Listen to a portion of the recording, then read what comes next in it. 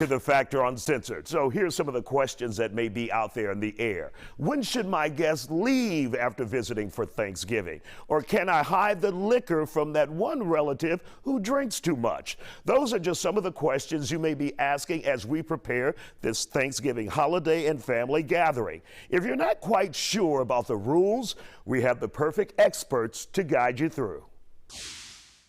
Well, it's that time of year, and our favorite guests are here, Darian and Monica Lewis from the Monica Lewis School of Etiquette. So, guys, it is now Wednesday, and of course, family members are here. What the hell do we do with those family members? And this is for the viewers who are listening.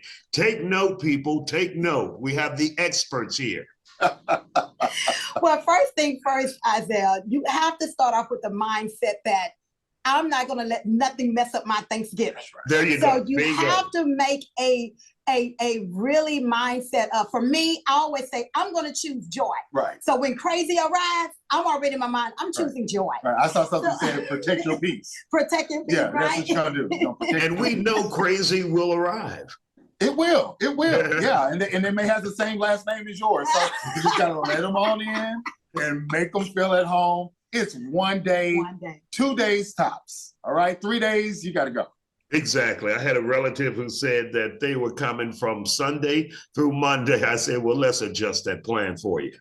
Exactly. See, now that's the point. You know, you set the rules. So even if your guests have already set their itinerary and it doesn't fit with your schedule, it is perfectly okay for you to say, no, that does not work for me. I am prepared for you to come from Sunday to Monday.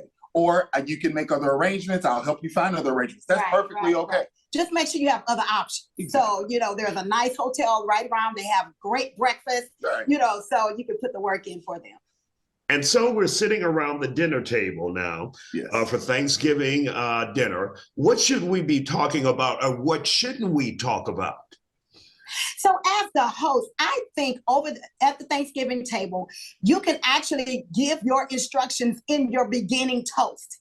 You know, so you're saying, we here, thank you guys for accepting the invitation. We are so glad that you're here. We're going to be actually trying to catch up on everybody, see what's going great in your life. So you already setting those expectations in the toast, right?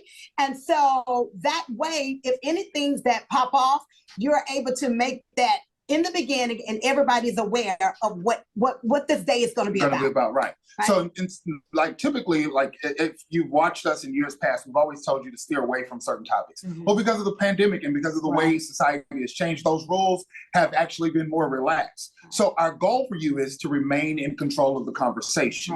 And you set the tone and set the time limit. So if the conversation starts going left, you just say, hey, that's enough for that. I think we're getting off focus here. We know we're really about connecting as family. We are still family. So let's not let this situation divide us. And then change the subject. Exactly. Be quick to pivot. Change the subject. Change it. So I hear that you're graduating this semester. What is your plans after? And if they still don't get it, just say, stop. That's enough. And we move on. Then if you have a repeat offender, because you always have that repeat offender, hey, can you come in the kitchen? I need some help. Then you let them know in the kitchen, hey, I need you to tone down, you know, and then give them a plate like you needed that help and walk them back out. There you go. And obviously what always causes friction at the dinner table is politics. And of course, your favorite former president just announced that he's running again. And you're going to have some family members torn up over that. I choose joy. And I mean, as the host again, you can say, look, we're not going to talk about this.